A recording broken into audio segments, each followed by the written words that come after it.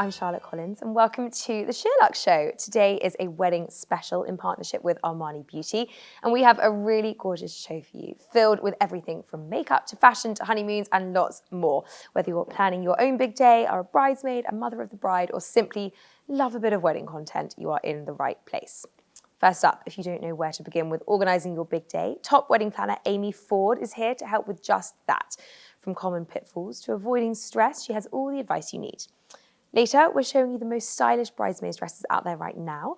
Whether you're looking for something traditional or a pretty high street alternative, we have lots of colours, styles and trends to show you.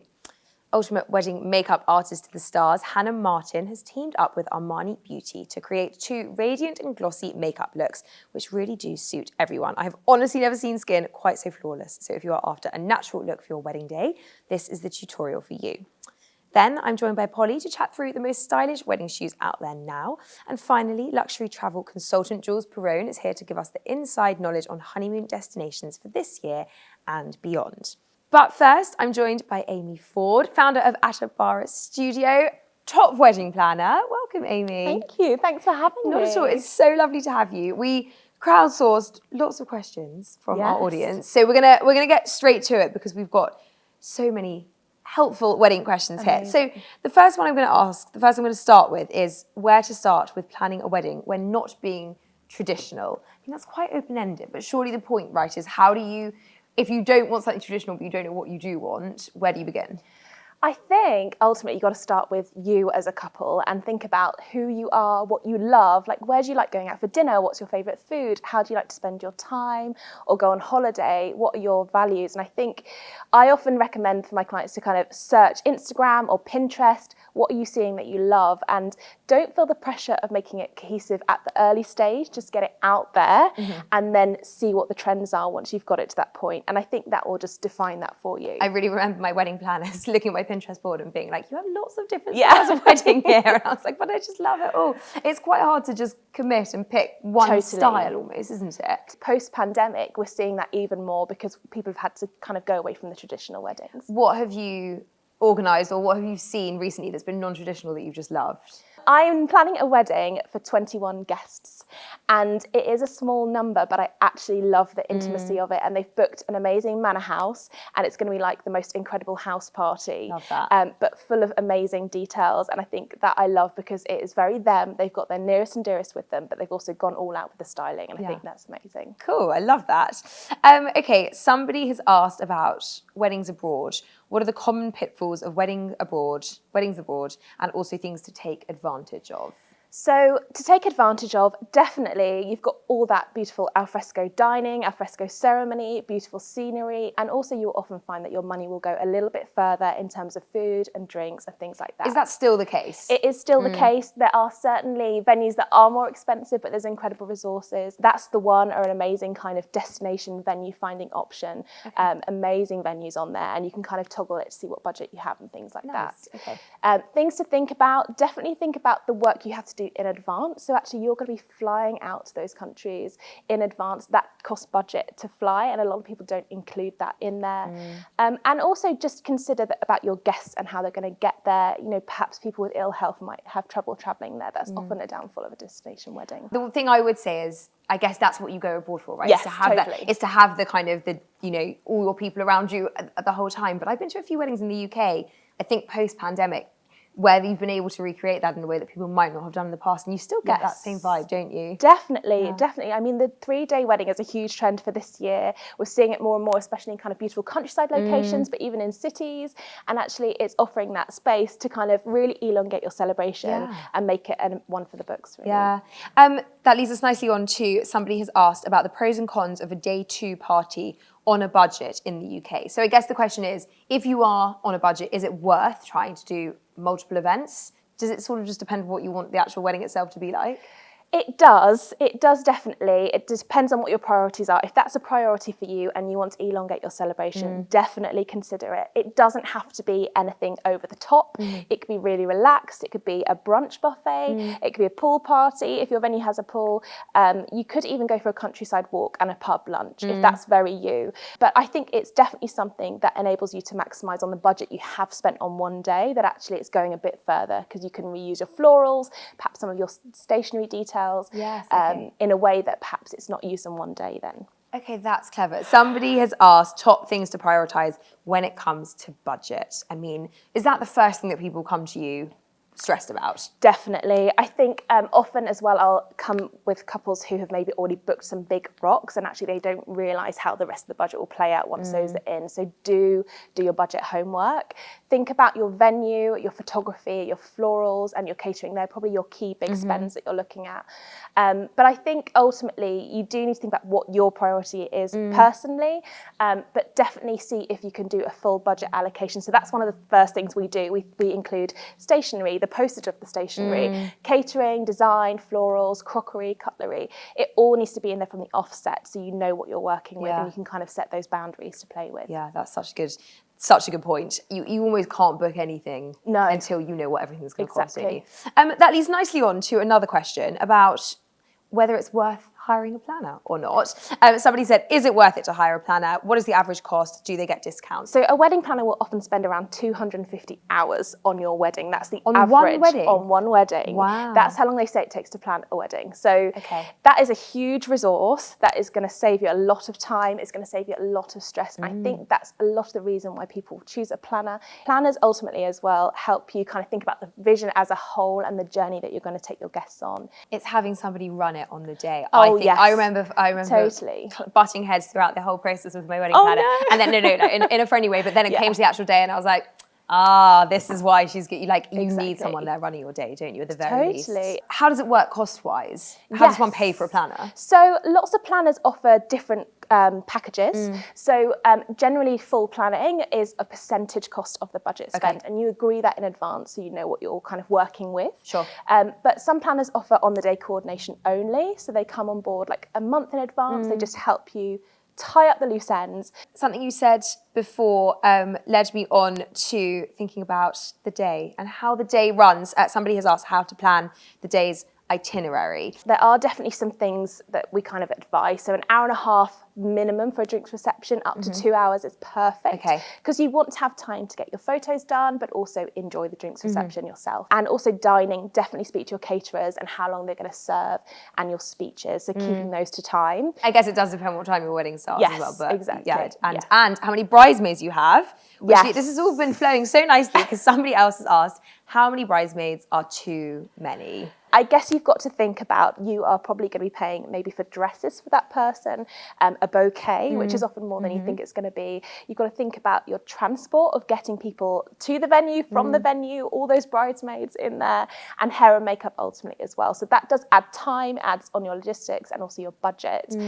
I would hate to put a number on it, but I think like 6 to 8 is really maximum. And max. We were touching on cake before we started because somebody asked, how worthwhile it is to spend a lot on cake, and you were saying you think it's pretty dying now as well. It is. I feel like the champagne tower is kind of replacing the cake. Way more fun. So fun. Yeah. But I think also if you love cake, have cake. Yeah, have cake. And also they can look incredible as part of a backdrop and something that's styled as part of your day. So yeah. Great. Somebody has asked best advice for a child-friendly wedding. I think it is about keeping them entertained at every point. The whole way through, So if you can, think about nannies or child minding services. They can do amazing things, whether it's a games room or a cinema or something that just keeps them entertained. I think going on into the evening, they do get really tired. So just think about, is there someone who can kind of take them off? But definitely, if you're in an outdoor area, think about kind of lawn games are perfect while kids are running around in the drinks reception.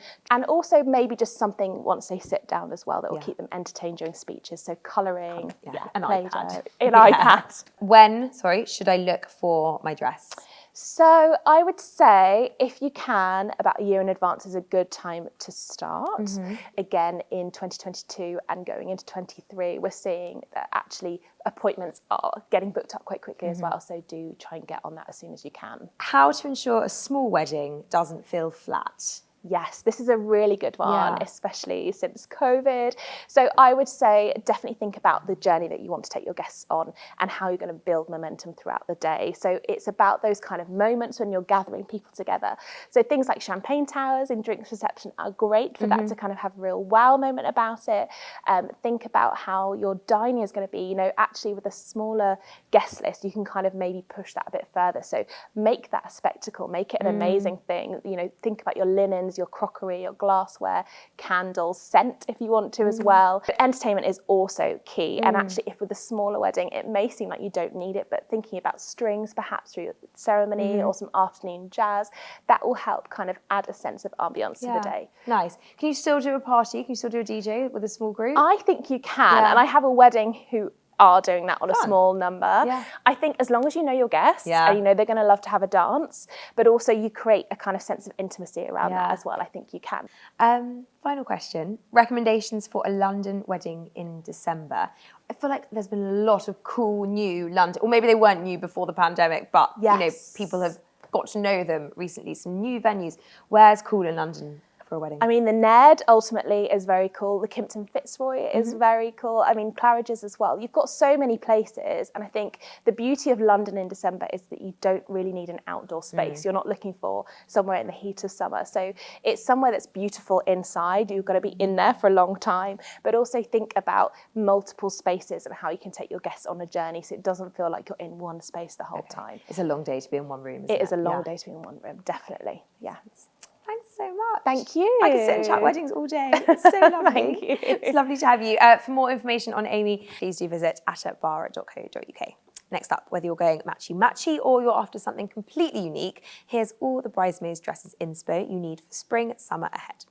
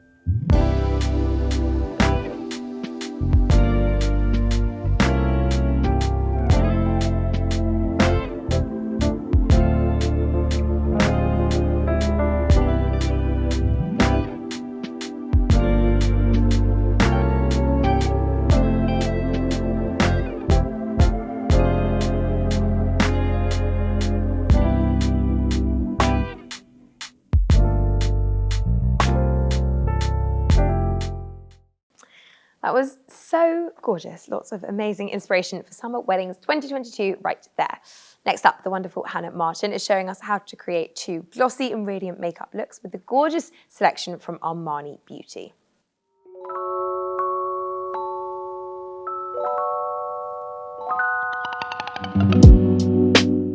I'm Hannah Martin and I'm a makeup artist, and I'm delighted to be here today with Sheer Luxe and Armani Beauty to create some classic radiant bridal makeup looks. Armani Luminous Silk has been a kit staple of mine for many, many years and a makeup artist favourite for over 20, thanks to its diverse shade range, but more importantly, thanks to its unique texture. It's lightweight, breathable, water-based, but thanks to really tiny micro pigments, you can achieve full coverage if you so wish. It's a totally buildable formula, and that's why it works so well for brides, because you can use as little or as much as you like depending on your coverage preference. It also photographs absolutely beautifully. I'm going to start Amrit's makeup by prepping the skin with the Armani Luminous Silk Hydrating Primer. It does exactly what it says on the tin. It feels like silk and adds just the right amount of hydration so that when it comes to makeup application, that surface layer of skin is plump and holding enough moisture so that foundation sits seamlessly on top.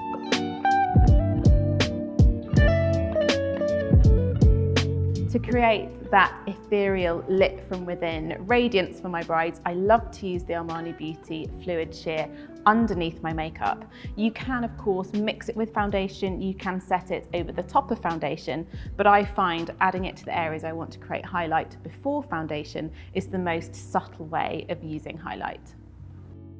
To even out Amrit's skin tone, I'm going to use the Armani Luminous Silk Foundation in the shade number 9. I'm going to start just through the centre of the face, working the foundation out towards the corners, and then I may colour correct with a second shade just to make sure that we're matching the warmer areas of pigmentation.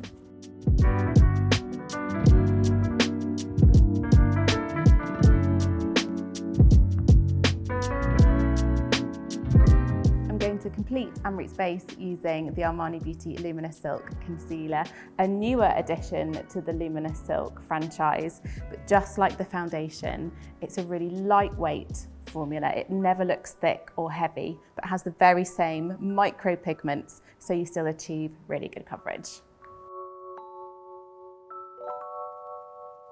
To create radiant bridal skin, I absolutely love to use cream-based products throughout. So I'm going to be using the Armani Beauty Lip Power Lipstick on both lips and cheeks, starting with shade 103.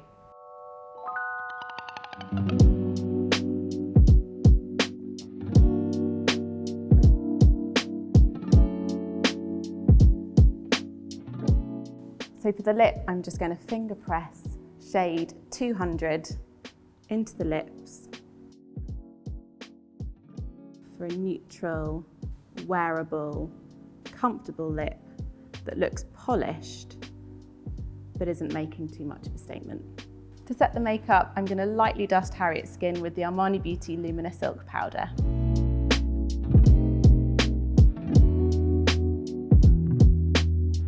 To fill in Amrit's brows, I'm going to use the Armani Beauty Eye and Brow Maestro, a very gentle pomade which is just going to help me fill in any gaps.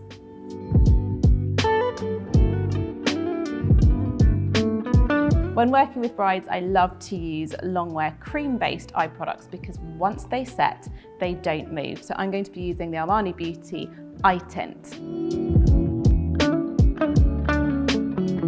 To gently line the eyes, I'm going to use the Eyes to Kill Stella shade number 3.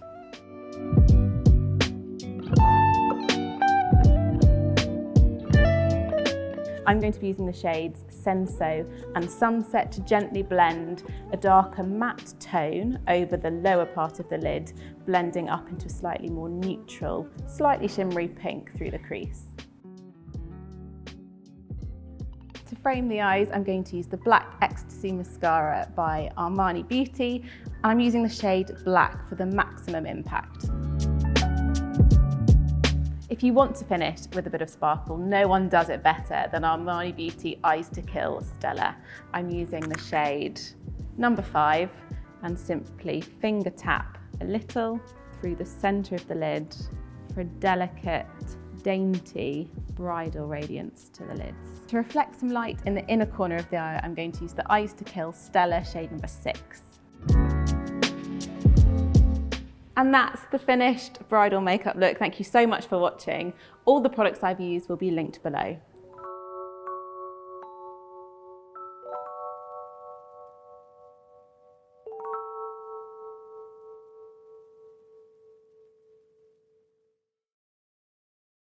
Thank you, Hannah. Those girls looked absolutely beautiful. It is all about that perfect base.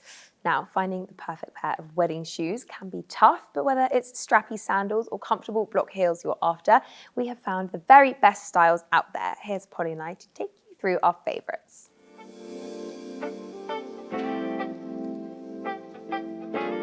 Wedding fashion has changed a lot over the last 2 years, and these days you don't have to spend a fortune to look good, whether that's your dress or your shoes.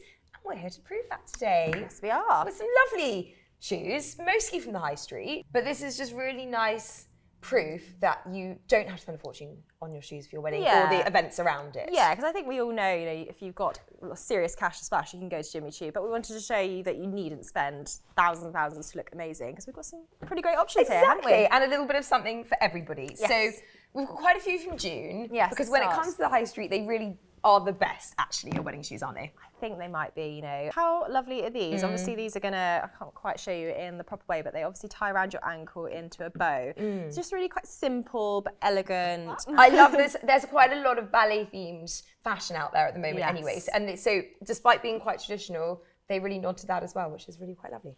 Yeah, and I think a pointed toe. Just so elegant, isn't it? I agree. Also, all of these June ones, because they are this satin, you can dye them afterwards. Yes, exactly. Such a good point. Take them to the vestry or something. Exactly. So if you trash them or you just want to get more use out of them, there you go.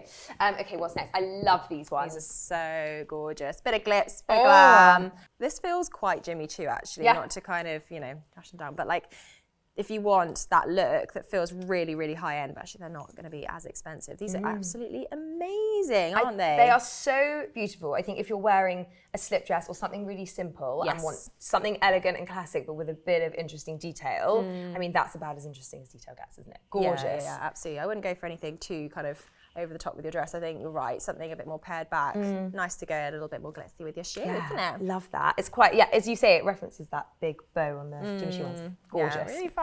Oh, I really wish most of these were around when I got married. I know, I was just thinking actually I might buy this anyway. Yeah, just have them for myself. These feel weighty in a good way. Yeah, they really do. That's like a well-made shoe, isn't it? Substantial, well-made, sturdy. Obviously, for some people I think, stiletto is a little bit nerve-wracking, but these feel kind of sturdy, don't they? And secure, which I think can only be a good thing on your wedding day. Yeah, we've got a few block heels to show you afterwards, because a lot of people, that's something people ask for a lot if you're getting married on grass or gravel, or want to be able to walk around easily. But if you're looking for something a little bit more traditional, classic, but show-stopping, I think it's got to be a proper stiletto like this, hasn't it? Very classic. Again, that glitzy detail is just incredible, isn't it? Very elevated. I think if you've got a lovely long dress, just a little bit of this poking out at the bottom, gorgeous. Yeah, they've also all got a little blue gem underneath. Have you seen that? I haven't noticed something that. blue is covered as well. Blue. Yeah, that is super sweet. Would you wear a blue shoe? I mean, if you were getting married? Yeah, definitely. I like that idea. If Carrie Bradshaw can do it and Olivia Palermo can do it,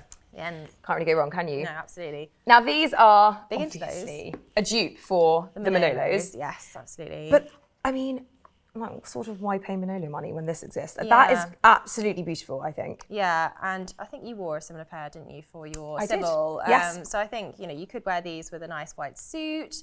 You could wear that with a dress if you don't want to wear a big heel. I wore a pair of flats on my wedding. Did you? Yeah, I did, because I'm just not a heels girl, and I just didn't feel confident enough to wear a heel and not trip over my dress. So I was like, I'm going to go flat. But actually, if I'd have known these existed, or if they did exist at the time, would have gone something like this, I think, personally. Because sometimes it's nice to have a tiny bit of height and something that makes you feel a little bit more elegant. But you're going to be able to wear those all day long and be comfortable, and just seeing those poke out the front of your dress with that little glitzy detail, I mean, that's just so nice, isn't it? So true. And then dye them black, wear them with your black leather skinnies for dinner. Exactly. We've got some Russell and Bromley pairs now. So these are slightly more contemporary, less traditional bridal. But again, if you're looking for something that you will wear time and time again afterwards, this is kind of the way to go, isn't it? That still feels really elegant, really polished, but you could just as easily wear that with a pair of split hem trousers for an evening out and a blazer. So you're gonna be able to wear them again and again, basically. Is this the pair you didn't love? Do you know what? They've kind of grown. I don't love the ankle strap so much, but I do love the square toe. I do think that gives them a really elevated look, and I like that kind of sculptural heel as well. So I do love them. I would say I prefer the other ones. Yes. But these are great. And if you're looking for something white, actual white, I agree with you though. These are my pick. Yes, I can see you in these for sure. kind of, again, one of those styles that you're going to be able to wear again and again, nights out, but simple, pared back. You know, you could wear those with the dress that's a bit more out there, I think, because perhaps you don't want to go over the top with your shoe as well if your dress is really extra. Something simple like that. Yeah, really, really nice and fresh, and something a little bit more modern. Absolutely. Something strappy now, also Russell & Bromley. Yeah. I like these. Yeah, I think these are really cool. Again, I think very contemporary, quite modern for the kind of bride that isn't looking to be super traditional. But why not? You know, there are no rules when it comes to wedding dressing now. I think the pandemic's kind of taught us that. Totally. I also think if you're wearing the kind of dress where you're not going to see the shoes, you know you want something that looks like relatively bridal, because you might get a glimpse of them, but you want something that you're going to wear again and again afterwards and will be comfortable. That's kind of what these Russell & Bromley ones do. Yeah, absolutely. Oh, I'm really excited to talk about these ones. These are a bit of a Sheer Luxe team favourite, aren't they? These are the Loft Loranda ones. So these are a little more expensive than some of the others, but God, they're a good shoe, aren't they? Yeah, I've got these in gold and pink, actually, without the ankle strap. And having said that, I don't really wear heels very much. They're probably the most comfortable heels I've ever worn. Okay. So while they are a little pricier, I do think they're kind of worth it because they are so comfortable. And, you know, as we've mentioned a couple of times, you know, with the white, you could get them dyed afterwards if you want them in a different colour. But actually, these are Lou's, right? These are Lou's. These are Yeah, this is Lou's pair worn. And actually, they've worn. I know she wore them to quite a lot of weddings, and they're in pretty good nick. So actually, you know, you're going to be able to wear them to other things, not just to your own wedding, even if they are white. So Exactly. I know a lot of people ask where to get them in the UK. I think they do have some pairs on Net-a-Porter. I've seen them on Shopbop as well, which, you know, I think they include the customs and stuff in the price. There's no shockers. Just keep your eyes peeled. Just keep your eyes peeled. They do sell out, but they're so worth it. I love them. I think I'd say with these, go half a size up. That's one thing to bear in mind. Okay, good tip. There is actually a dupe from another brand, a similar style. We'll put them in the link along with these as well. Great. Finally, Some flats, because as you said, not everybody feels comfortable wearing heels on their wedding day, or if there's a bit of a height disparity, that's the one. Such a big word. That's such a good word. That's exactly what I meant. Then how lovely to be able to go for a really nice wedding flat. These are from Next. These are actually not dissimilar to the shoes that I wore on my wedding day. They were kind of pointed mule. They didn't have the back strap. But I think they're still really elegant. I certainly didn't feel like I was missing out on anything wearing a shoe like this on my wedding day, and it just meant that I could dance all night long, probably too hard, but I had the best day and didn't have to think about my feet hurting. Where were yours from? Mine were the Kurt Geiger, I think they were, Actually, they have some good options They as well. They do, so well worth checking them out. But these are really nice. I love that little back strap and just pretty simple. And you could even have these on hand as like a second pair of shoes for the evening, such a good idea, exactly. If you're worried your feet are going to hurt, pick them up. Because sometimes people, you know, obviously you can like change into your flip-flops and whatever, which, you know, has its place, but if you want to still maintain that sense of polish whilst being comfortable, have these on hand. There you go. Top tip. Yeah, I love that. Thank you so much. All right. Well, all of these shoes That was fun. Yeah. That was lovely. I feel like getting married again now. Me too. I wish I could. It would be nice. All right. All of these products will be linked in the show notes below. And thanks for watching.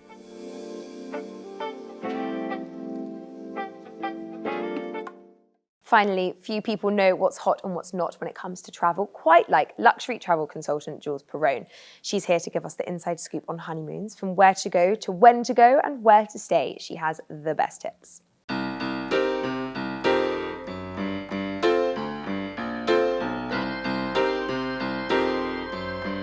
Hi, I'm Jules Perowne. I'm the CEO of Perowne International, which is a hospitality consultancy. I am talking to you today about honeymoons, not just for 2022, but into obviously next year and the year ahead, because people plan so far in advance for such a special trip.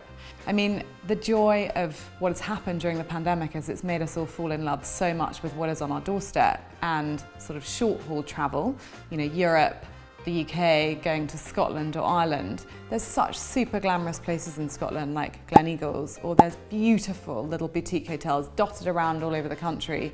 And similarly in Ireland, you could do exactly the same thing. Drive into Connemara, incredibly beautiful, very remote, have a few nights at somewhere super glam like Ashford Castle, and you know, all across the UK. And a lot of people this year are choosing to do mini moons for, you know, 3 or 4 or even a week after a wedding, but go somewhere closer to home so that if things change, which, you know, that is the joy of COVID, people's plans aren't going to be thrown up in the air again.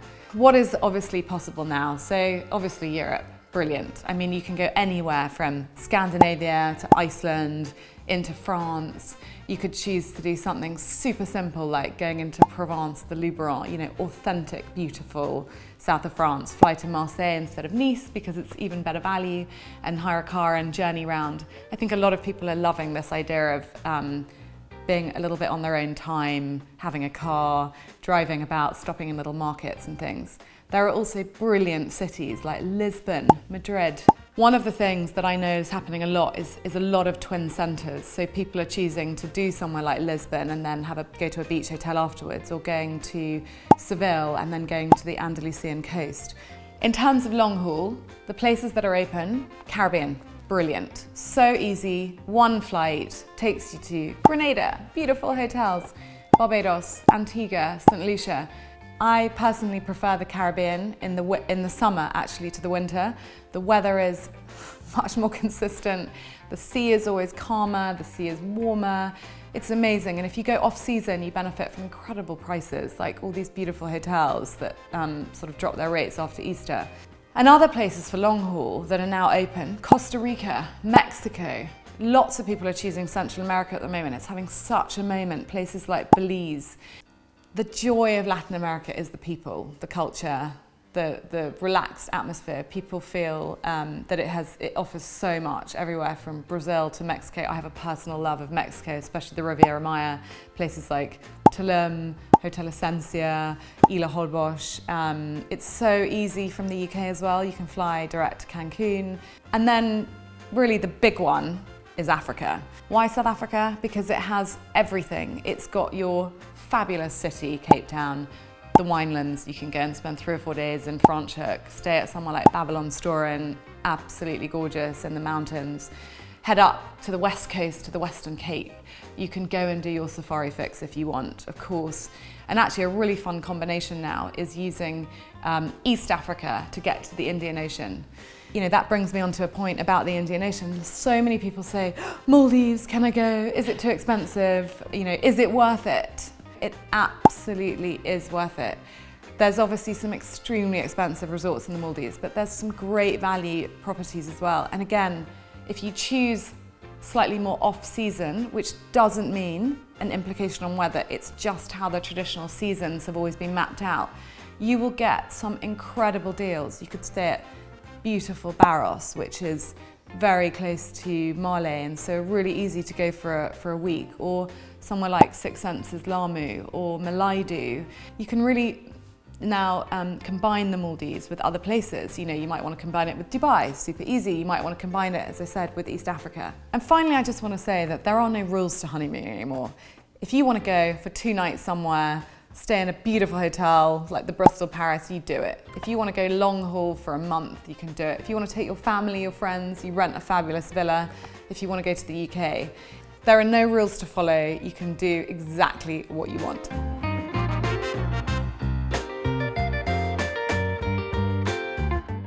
So that's it for today. Thank you so much to Amy, Hannah, Jules and Polly. And thank you, of course, to Armani Beauty too. I hope you enjoyed that and found it helpful for your wedding planning. Don't forget to subscribe to the SheerLuxe Wedding Edition, linked in the show notes below, for monthly inspo for all things bridal. We would love it if you could comment below, give us a thumbs up, and do subscribe if you haven't already. Have a wonderful day wherever you are. Bye-bye.